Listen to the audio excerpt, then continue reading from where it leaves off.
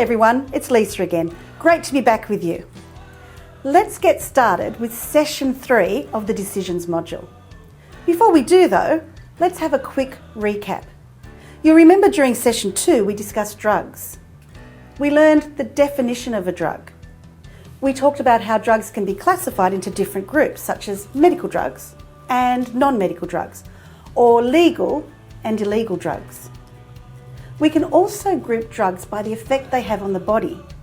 Drugs that enter the body and travel through the blood to the brain and speed up messages in the nervous system are called stimulant drugs. Drugs that enter the body, go into the bloodstream and travel to the brain and slow down messages are called depressant drugs. Today we're going to be thinking about how we can stay safe and who we can ask for help and advice if we need it. Let's start with a story. In this story, we'll see a group of friends in a tricky situation.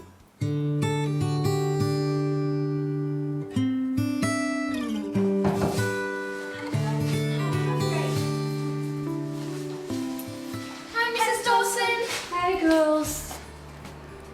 Why are you all dressed up? We're going to the party. What party? Michael's party, I told you. When did you tell me? Oh, Mrs. Dawson, remember? We asked you about it last week, in the car. Well, I can't remember discussing it. Mum, I told you. I definitely told you. Well, she Our did, parents Mrs. think we're all Dawson. going She together. definitely did. Otherwise we'll be late. We'll take care of each other. Can you let her go? Please. Maya, I'm going out tonight. I can't get you there. You don't have to. Mel's going. What? She can drive us. Can't you, Mel? Sure. Love to. Well, Mel, they would have to be home by 10. 10? Please. All right. Thanks, Mel. Whatever. You'll definitely have them home by 10. Yeah. Well, my dad's picking us up from here at 10:30, so I'll make sure. Mel, remember, they're younger than you are. Mum, I've got it.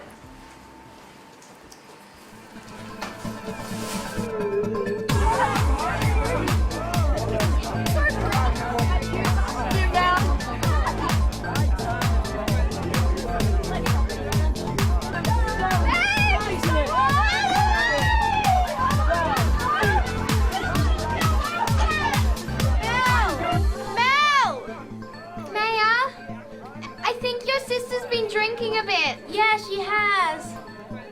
What's the time now? 9:45. I've got to get home. Mum will go nuts.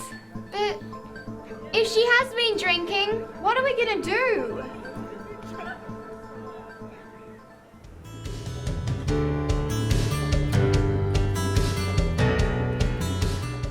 Let's think about the situation these 3 young people find themselves in now.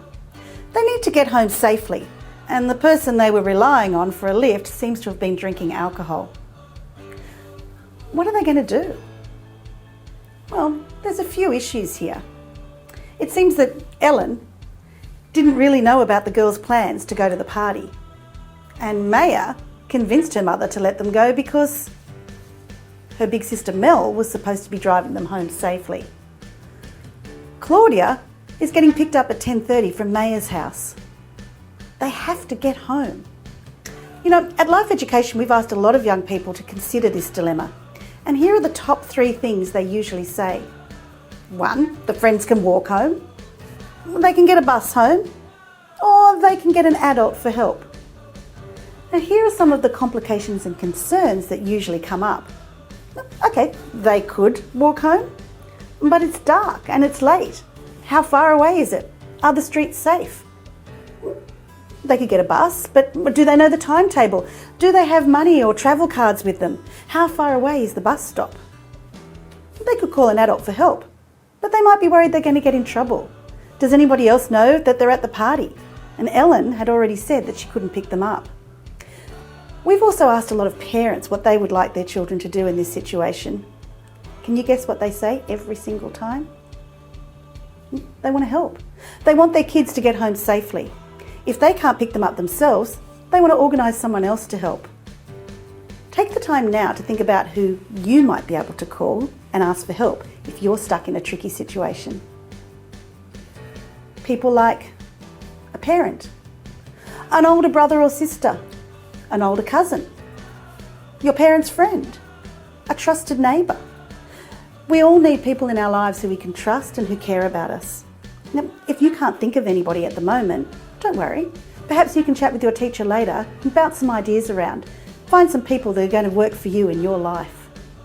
You know, there's going to be times in our lives when we feel pressured or influenced to do something that we don't want to do. Let's have a look at this quick animation to see an example.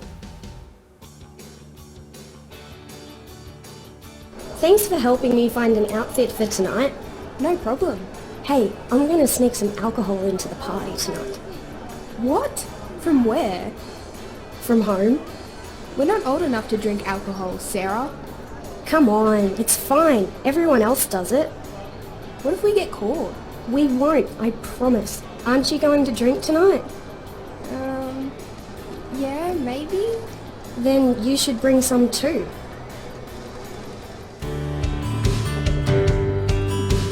Sarah was suggesting that everyone at the party would be drinking alcohol and that Mel should bring some to the party too. Mel didn't really seem comfortable about this, and we could see that she was feeling under a bit of pressure. Let's have a look at some of the ways Mel could have resisted the pressure from Sarah to drink at the party. She could make an excuse. Remember, it has to be believable. Nah, I'm not drinking alcohol. I've got a huge footy game tomorrow. You can explain your reasons. Be honest. Something like, well, my mum's best friend used to drink a lot and it caused lots of problems. And I just don't like what alcohol does to some people. You can challenge them. Why do you want to drink alcohol? You don't need it to have a good time. You're amazing and everyone likes you just the way you are. Just be assertive. She could say something like, look, I know that alcohol and developing brains don't go together, so yeah, I'm not drinking. Many people are concerned and confused about alcohol and other drugs. We might think, just like Sarah did, that everyone drinks or everyone tries drugs. The fact is, though, that most young people don't. In fact, the number of young people choosing to drink alcohol before they're 18 is the lowest it has ever been in Australia. The number of young people smoking is even less. Young people who choose not to drink and not to smoke are in the majority. Let's hear from some young people talking about what they like to do for fun. Me and my friends like to go to the beach, the movies, hang out together, and I'm also in the Surf Lifesaving Club, so I like to do patrols with my friends and whilst giving back to the community. And I also do dancing, so I like to compete at the Stedfords and socialise. For fun, my friends and I like to hang out at youth groups, playing games, and at school playing handball.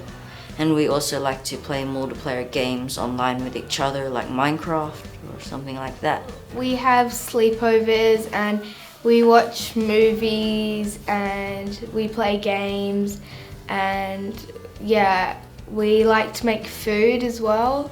Well, at the moment, we're building an invention out of household objects to do something for us, which is really fun to do with my friends. For fun, my friends and I usually hang out at the movies or go to the beach sometimes. For fun, my friends and I normally go to the movies. We hang out at each other's friends' house, go shopping, get our nails done. What do you like doing for fun?